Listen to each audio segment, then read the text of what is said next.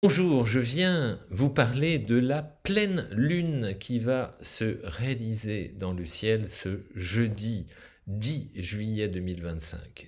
Pleine lune, opposition soleil-lune au centre, tiraillement entre les parties conscientes solaires, les parties inconscientes et intuitives lunaires. Dès qu'on a affaire à quelqu'un qui est né au moment d'une pleine lune ou dans la séquence où ça se joue, eh bien il y a un impact plus important, c'est comme ça. Je vais rentrer dans le détail. Alors, Soleil opposé Lune, on va l'appeler la pleine Lune en Capricorne, parce que la Lune sera à 19 degrés du Capricorne, fin du deuxième décan. Et le Soleil sera donc bien évidemment en face 19 degrés du Cancer, parce qu'ils sont en opposition. C'est le principe de la pleine Lune. Très précisément à 20h38 en temps sidéral, 20h, allez, on va faire 20h40 pour simplifier. On rajoute l'heure de Greenwich plus l'heure d'été, 22h40 jeudi 10 juillet, ça veut dire que dans la nuit de jeudi à vendredi, de jeudi 10 juillet à vendredi 11 juillet, certains d'entre nous vont avoir peut-être une nuit plus légère, plus agitée, plus courte aussi, ça arrive fréquemment. Donc, qui est dans la ligne de mire de cette pleine lune? Alors, si vous avez des planètes, parce que ça ne se borne pas au Soleil ou à la Lune ou à l'ascendant natal de chacun, c'est vraiment multifactoriel, ça impacte un tas de zones, bien évidemment ça impacte le Soleil et la Lune réciproques, mais bien au-delà de ça, ça peut avoir une incidence sur n'importe quelle planète qui est dans les secteurs dont je vais parler, et ça ciblera le domaine en question. C'est comme ça qu'il faut voir le truc, comme ça qu'on fait d'interprétation en fait, ça vient doucement, mais ça vient. Alors, qui est impacté de façon chaude, dirons-nous, parce que c'est l'époque. Alors, si vous avez des planètes entre le deuxième et le troisième décan, Capricorne, Cancer, pan, vous êtes directement impliqué. Si vous avez aussi des planètes entre le deuxième et le troisième décan, deuxième et troisième décan, Balance, bien évidemment vous êtes au carré des deux, ou Bélier, vous êtes au carré de l'autre côté, vous quatre, hein, ou si vous avez autour de vous des profils des personnes qui ont des planètes dans ces secteurs-là, vous doutez bien que ça risque d'être un peu plus agité. Voilà, tout simplement. Donc fatigue, agacement, impatience, irritabilité, humeur variable, voilà souvent les influences liées à la pleine lune. Peut-être une petite crête dans les maternités, les taquins disent une petite crête aussi dans les commissariats, qui sait, enfin bon, voilà, on ne sait jamais. En tout cas, autour de vous, voilà l'impact, ce qui est impacté de façon un peu tendue, tout simplement. Alors, en soi, en revanche, ce qui est intéressant, c'est que cette pleine lune, elle ne reçoit pas de grosses contrariétés planétaires environnantes. Donc, l'influence est assez rapide, hein, c'est quelques heures en amont, quelques heures en aval. La Lune accomplit son cycle de révolution à hauteur de 13 degrés par jour, donc le lendemain, voilà. Alors parfois, il arrive que certains me disent je ressens l'influence de la pleine Lune la veille, et d'autres le lendemain. Alors, je vous invite à raisonner sur un truc qui consiste à observer dans une carte du ciel, si vous creusez le sujet, qu'il y a, et c'est pareil quand je fais de l'interprétation, en essayant de trouver des phases, vous avez des profils qui sont impactés avant une influence planétaire, c'est rigolo quand même, hein, et d'autres profils qui sont impactés parfaitement au moment du passage précis, hein, voilà, et d'autres qui sont impactés après, a posteriori. L'angle de réflexion que je vous soumets, c'est de prendre en compte, bien évidemment, de contextualiser une situation. Contextualiser, c'est toujours la base, hein, comprendre le contexte, et au-delà de ça, faire émerger une idée simple qui consiste à repérer si le profil en question il est plus actif, plus dans l'équilibre global, ou plus un peu passif, tranquille, on attend que ça nous tombe dessus. Et plus on a affaire à des profils actifs, plus le profil actif, hein, c'est en deux mots, plus on prend l'influence sur le coin du nez en amont. C'est les profils les plus dynamiques, les plus actifs, les plus impulsifs sont ceux qui sont en général à l'avant-garde, au début, à l'amorce d'une influence. Hein, et donc, plus les profils sont tranquilles, j'attends que ça me tombe dessus, et plus l'impact se fait au dernier moment. Et pareil pour les grands transits, mais ça, c'est pas le sujet du jour. Voilà. On en reparlera une autre fois. Donc voilà pour la pleine lune. En revanche, ce qui est intéressant, de mon point de vue encore une fois, à observer, c'est de voir les angles formés avec ceux qui sont dans des angles heureux à partir de la pleine lune. Vous voyez par exemple, la pleine lune, elle est dans l'axe Cancer-Capricorne. Donc tous les secteurs à 60 ou à 120 degrés, normalement, ils bénéficient de cet élément de tension comme un élément stimulant, et stimulant plutôt positivement. Voilà. Donc si vous avez des planètes, en gros, deuxième, troisième décan, du coup, en Vierge et en Scorpion, c'est pas mal. Hein. La pleine lune, normalement, vous l'appropriez bien, vous tirez les marrons du feu, comme dit l'expression, dans des bonnes conditions.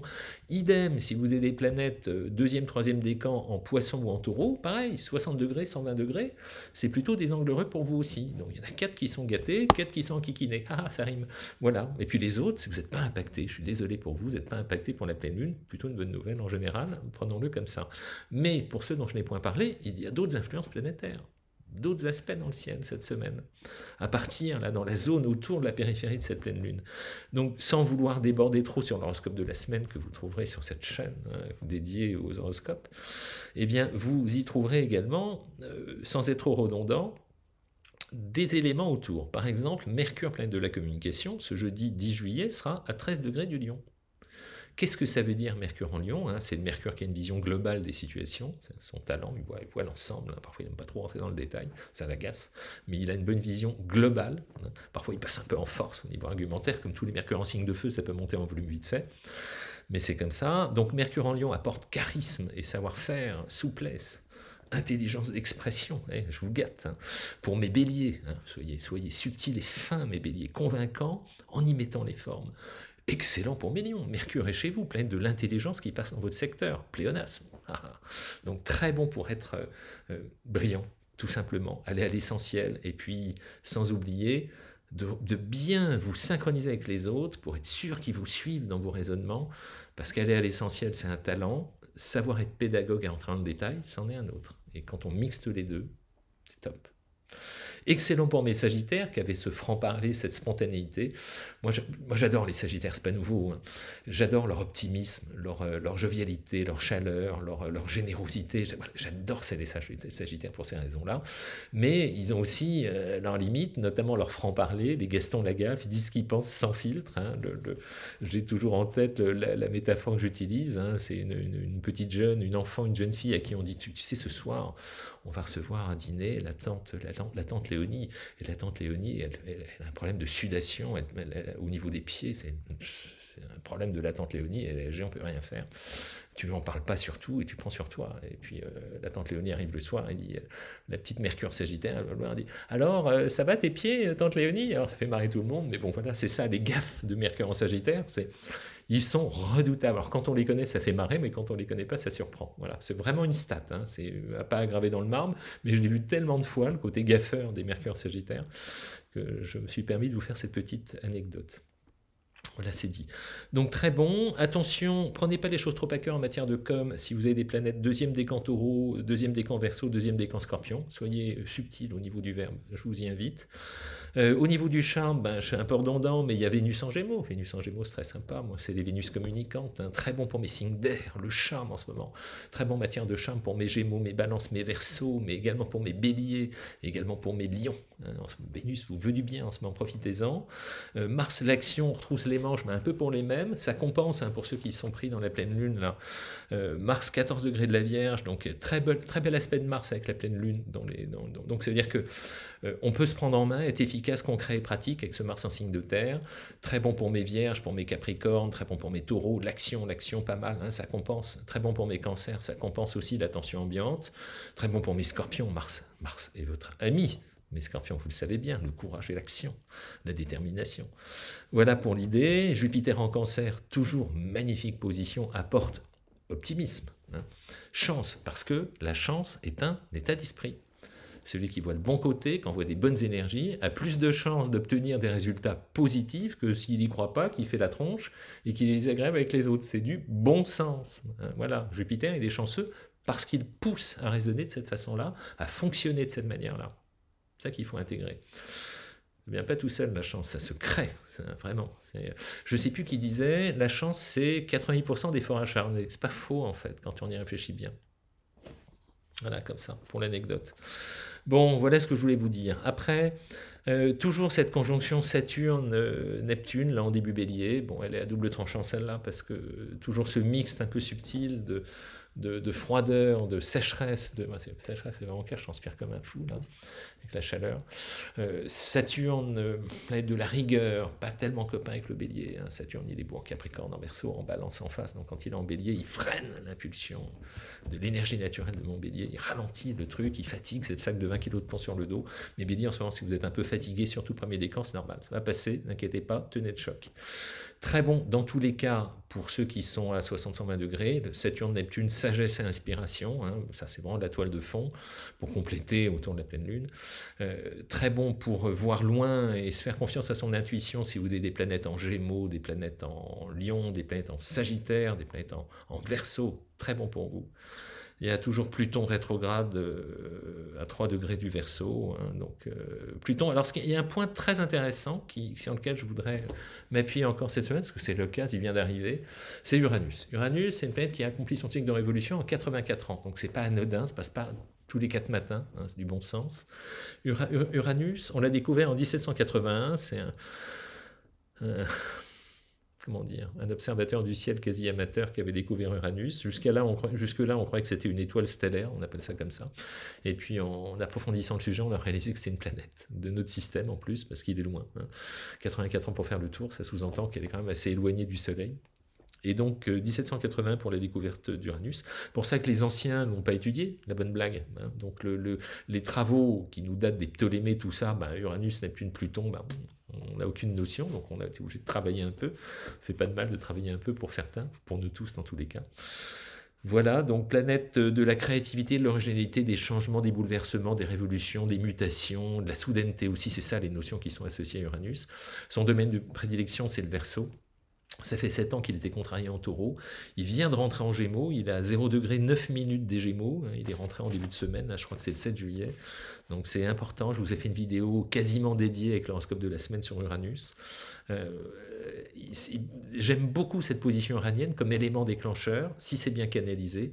Dans tous les cas, il vient de rentrer en Gémeaux. Donc ce qui vous attend, mes Gémeaux, normalement, c'est des évolutions, des changements. À vous de driver pour pas que ça soit trop précipité. C'est très très intéressant lorsque le terrain est sain, c'est un élément de stimulation, c'est de l'essence plus raffinée dans le moteur, c'est pas mal. Très bon aussi pour mes signes d'air, donc il vient de rentrer en signe d'air, il va du coup former un trigone avec son signe de maîtrise naturelle qui est le Verseau. J'ose espérer que cette influence uranienne va être libératrice, hein, pour changer d'angle, essayer d'apporter un peu de sang neuf à tout ce qui est étouffé. Très bon, disais-je, cette influence uranienne pour mes Gémeaux, mes Balances, mes Verseaux, indiscutablement, pour mes Béliers, mes Lions aussi. En revanche, si vous avez des planètes premier décan Sagittaire, premier décan Vierge, premier décan Poisson, en ce moment, prenez pas de décision sur un coup de tête. Hein. Uranus, c'est vraiment celui qui pousse à tout chambouler si on l'écoute. Hein. Donc, mesurez, voyez la portée pratique de ce que vous allez mettre en place avant de foncer bille en tête sur ce que vous avez envie de faire avancer. Ça mérite un temps de gestation lorsqu'il est un peu excessif, comme c'est le cas, s'il est en opposition, premier décan Sagittaire, et s'il est en carré, ce qui est encore plus vif, premier décan Vierge, premier décan Poisson. Voilà ce que je vais vous raconter avec Uranus, tout simplement. Bon, voilà l'ensemble. Allez, qu'est-ce que je voulais vous dire d'autre? Je crois qu'on a fait à peu près le tour. Je vous ai parlé à peu près de tout ce qu'il y avait autour de cette pleine lune. Je vais terminer par des citations, parce que c'est ce qui me fait toujours le plus plaisir. Alors, première citation, elle est d'Annie. C'est une citation d'Alphonse Karr. Cette citation dit « Certaines personnes grognent parce que les roses ont des épines. » Ah, c'est vrai, ça, il y a des personnes qui rouspètent tout le temps. « Certaines personnes grognent parce que les roses ont des épines. Je suis reconnaissant que les épines aient aussi des roses. » Vous voyez, dès qu'on change d'angle, tac, voir le bon côté. Dans le même esprit, Annie, c'était je sais plus, il y avait un proverbe qui disait il y a toujours 1000 raisons de se plaindre et il y a toujours 1000 raisons de voir les bons côtés des choses, ce qui est autour de nous. Donc ça prend toujours cette question d'angle de vue, toujours. Autre point, allez, une autre citation, celle-ci, elle est de Lorley, 2 citations de Lorley. Lorley, perle parmi des perles, des passionnés d'astro avec lesquels on a des liens de discussion assez réguliers. Lorley nous a fait parvenir deux citations que j'adore. C'est pour ça que je les ai notées, 2 d'un coup. La première, elle est de Jean d'Ormesson. J'ai une affection. Vous l'avez peut-être déjà entendue, elle est connue, mais je ne résiste pas au plaisir de la repartager avec vous. Alors, voilà ce qu'elle dit. « Je t'aime dans le temps. Je t'aimerai jusqu'au bout du temps. Et quand le temps sera écoulé, alors je t'aurai aimé. Et rien de cet amour, comme rien de ce qui aura été, ne pourra jamais être effacé. » Si vous avez connu un premier amour dans votre vie, On est nombreux à avoir connu ça. Pouf, ça impacte. Allez, je vous la refais parce qu'elle est trop belle. Je t'aime dans le temps, je t'aimerai jusqu'au bout du temps, et quand le temps sera écoulé, alors je t'aurai aimé. Et rien de cet amour, comme rien de ce qui aura été, ne pourra jamais être effacé. Jean d'Ormesson, merci Loreley. Allez, une deuxième de Loreley plus légère. Ce qui éclaire l'existence, c'est l'espérance.